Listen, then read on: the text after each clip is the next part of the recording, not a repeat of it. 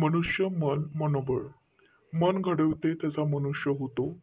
जो सत आहे त्याचा शोध मनाला करायला लावणे हा संस्कार पुण्य मार्गातील पहिले पाऊल होय. बौद्ध जीवन मार्गाची ही मुख्य शिकवणूक आहे. मनुष्याच्या सर्व व्यवहारांचे उगमस्थान मन आहे. त्यांचे सर्व व्यवहार मन प्रधान आहे. मनुष्य जर दृष्टचित्ताने बोलले किंवा वागेल तर त्याच्या बैलगाडीचे चाक बैलाच्या मागचा पाठलाग करते, त्याप्रमाणे दुःख अशा दुष्टचित्ताने वागणाऱ्या मनुष्याच्या मागे लागते. मनुष्य जर शुद्ध चित्ताने बोलेल किंवा वागेल तर कधी न सोडणारी मनुष्याची छाया ज्याप्रमाणे त्याच्या बरोबर असते त्याप्रमाणे सुख सदोदित त्याच्या बरोबर राहते. मन हे ओढाळ, चंचल, दुर्निवार, दुर्धर आहे.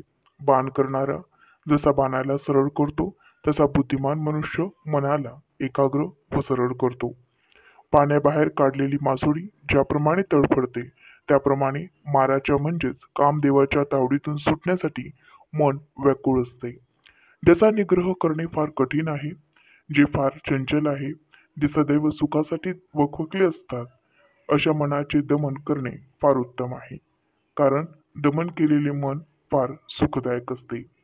तू आपल्या स्वतःस एक द्वीप बेट बनव. परिश्रमाने चित्तमळ नाहीसा होईल. दोषरहित झाल्यावर तू दिव्यभूमीला पोहोचशील.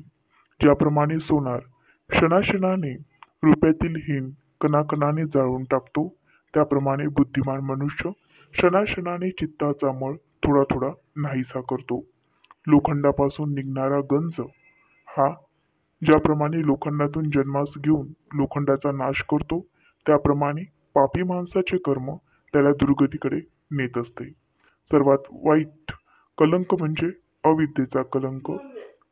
भिक्खूंनो, या कलंकाचा त्याग करा, निष्कलंक व्हा. जो मनुष्य कावड्यासारखा निर्लज्ज आहे, उचापती करणारा आहे, अपमान करणारा आहे, बेछूट आहे, नीच आहे, अशा माणसाला जीवन सुकर आहे. परंतु जो विनम्र आहे, पवित्र अपवित्र याचा विचार करतो, अनासक्त आहे, शांत आहे, निर्मल आहे, अशा बुद्धिमान मनुष्याला जीवन कठीण आहे.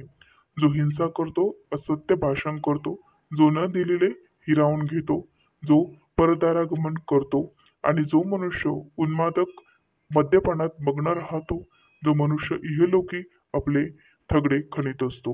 माणसा, हे लक्षात ठेव, संयमहीनाची स्थिती चांगली नव्हे. लोभ आणि पापकर्म तुला चिरकाळ दुःखात लोटणार नाही याची काळजी घे.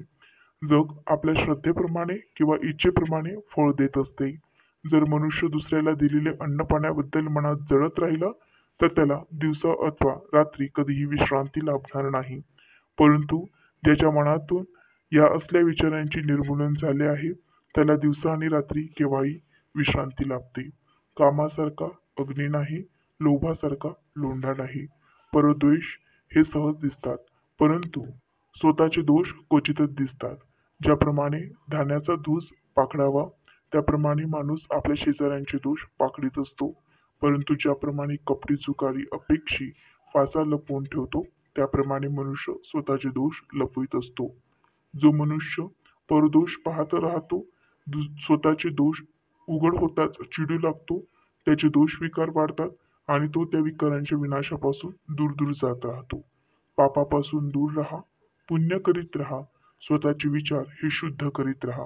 ही भगवान बुद्धांची शिकवण आहे.